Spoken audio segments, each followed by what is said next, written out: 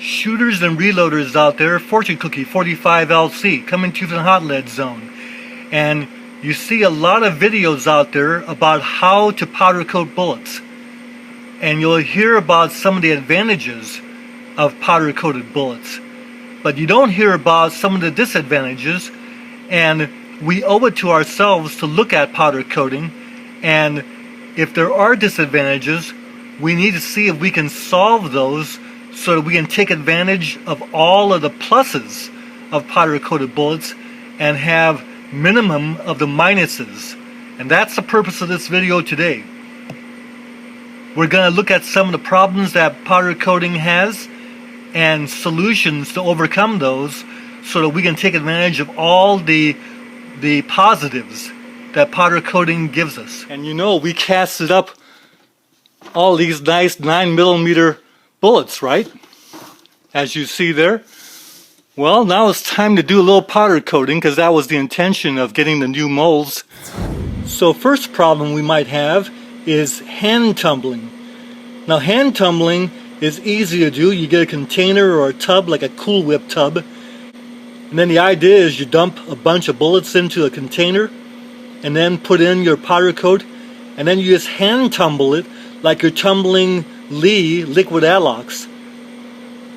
So I go ahead and put the top on this, and we'll just go ahead and seal it up and hand tumble for like say 2 or 3 minutes. So now let's go ahead and check this out. Now some say use the black Crosman BBs, the airsoft BBs, to help get the charge, but I had some white ones and we're just doing this right now. Do you see how the powder's not sticking? This is horrible. If you get this, doesn't matter how much you tumble, if you go ahead and process this in the oven, you will get very bad results. Even if you can get the powder to coat, it won't bond on to the bullets. This is a no-go and frustration. Or I'll have to go to the air spraying, the electrostatic, or going to the wet systems. Not worth all that trouble when I got the 45-45-10 lube system that I've been using to complete satisfaction, 100% reliable and good results. Why go through all this in powder coating? Here is an easy solution to the powder stick problem, and that is just get your dry tumbler that you used to use for tumbling brass, clean it out, and then use it to powder coat bullets. This is Gun Fun ZS's idea and his procedure. So what I did was I put a bunch of bullets in there, not too many, because if it's too heavy that won't work. Put a bunch of bullets in there, put some powder coat in there, and it's the raw bowl being used. Tumble for about 2 hours. So that's what I did. Now can you see that those bullets are coated? Not like before with the hand tumble. Give you a look at the difference. Here's the hand tumble. Here's the coated by using the dry tumbler for 2 hours. And a great thanks to Gun Fun ZS for solving this problem. No frustration.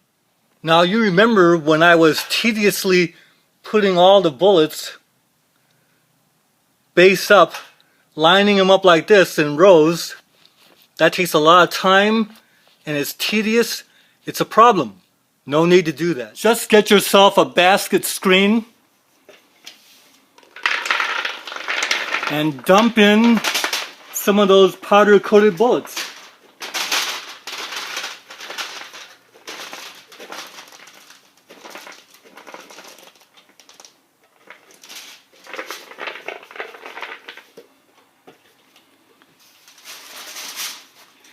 Shake the loose powder out of there,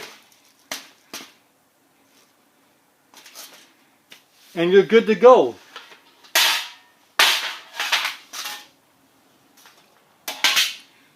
Put the whole basket on your oven tray and pop it into the oven for 20 minutes at 400 degrees.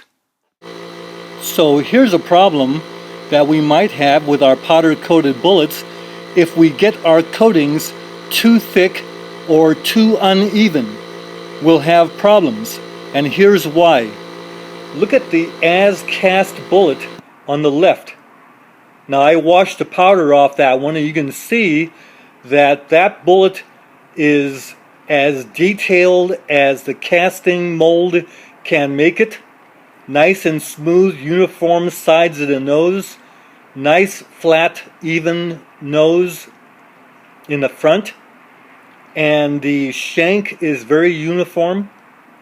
Now, look at the powder coated bullets on the right.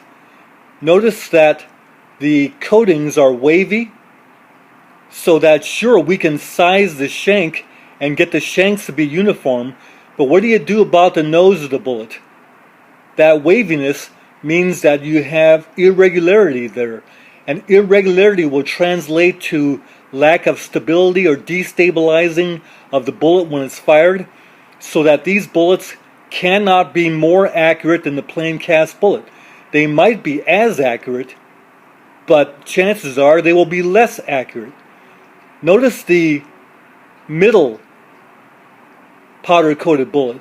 Look at the nose and see the dome of powder coating on the front of the bullet, the flat nose, compared to the other two flat powder coated noses. That bullet cannot be as uniform as the rest of them. So once again, you can get the uniformity of the shank, but what are you going to do about that nose? And that nose has as much to do with the bullet being stable in flight as any part of the bullet. Once again, we might be able to get as accurate shooting, but certainly not better accuracy, and chances are pretty high that we'll lose accuracy doing the powder coating.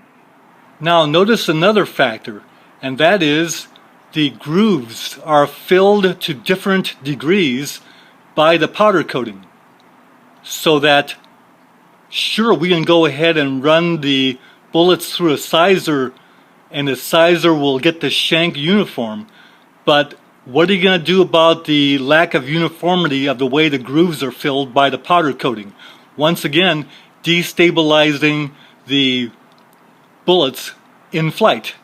So again, you can see from this angle how the waviness of the noses are coated, and that cannot add accuracy to our bullets.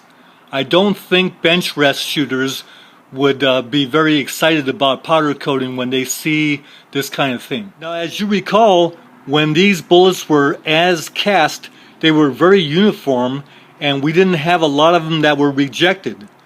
Certainly, if we were to go ahead and inspect these bullets for uniformity now with the powder coating on there, we'd have to reject a lot of them, and that would require a lot of time in an inspection and a loss of production with the rejection. There are 3 easy rejections without even having to look very hard.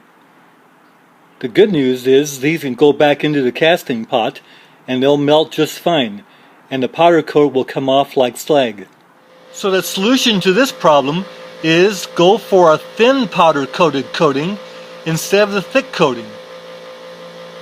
Now the thin coating is when the powder looks like it's coated evenly, but there are some real thin spots where you might see a little bit of the lead showing through, and that's okay, because when it all melts together, you'll get a thin, uniform coating of powder coat. Here you see that we've got a 358 diameter, and it's pretty uniform on all these bullets, around 358, 359, and that is the upper limit as to what we can load without sizing. And that's great, because we don't want to have to size our powder coated bullets. That's another step that consumes time. Notice that the coatings are thinner. There's some little show through spots, but that's okay, because you'll get less smoke, you'll get protection against lead exposure, you'll get the goodness of the appearance of the powder coat, and you don't get any of the thickness. Notice that you can actually see the little ridge where the top driving band and the nose of the bullet come together where the top of the shank is. Before, you couldn't see that, but on these you can. The reason why, again, is we're dealing with a thinner coating and a more accurate coating for our powder coated bullets. If you look carefully, you won't see that waviness on the nose of the bullets. So you'll get better stability, more accuracy. The thin coating is much superior than the thick. Notice, why take a chance on making a mess, more work for yourself? Use multiple coatings of tin foil to catch the powder, and you'll have no mess at all. To clean up, once again, let you look at the basket system for doing powder coat. That is, you turn it upside down like this, and you give it a whack.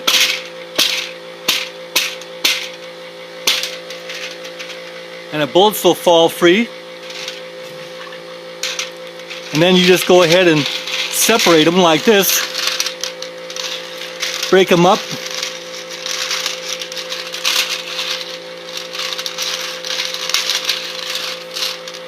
Some of them are sticking together a little bit, but they just come right apart. Look at that. How easy is that? So there are all those 9mm we casted the other day, all powder coated, ready to load. And sure, these may not be accurate as bench resters want, and perhaps the 50-yard bullseye shooters of NRA competition may not be using these, but we can sure use them at 25 yards and in for all of our practice, our clean shooting practice, the sufficient accuracy for that, and not only that, but less lead exposure. Plus, they're really a hoot. So all you hooters out there, take care. We'll see you next video.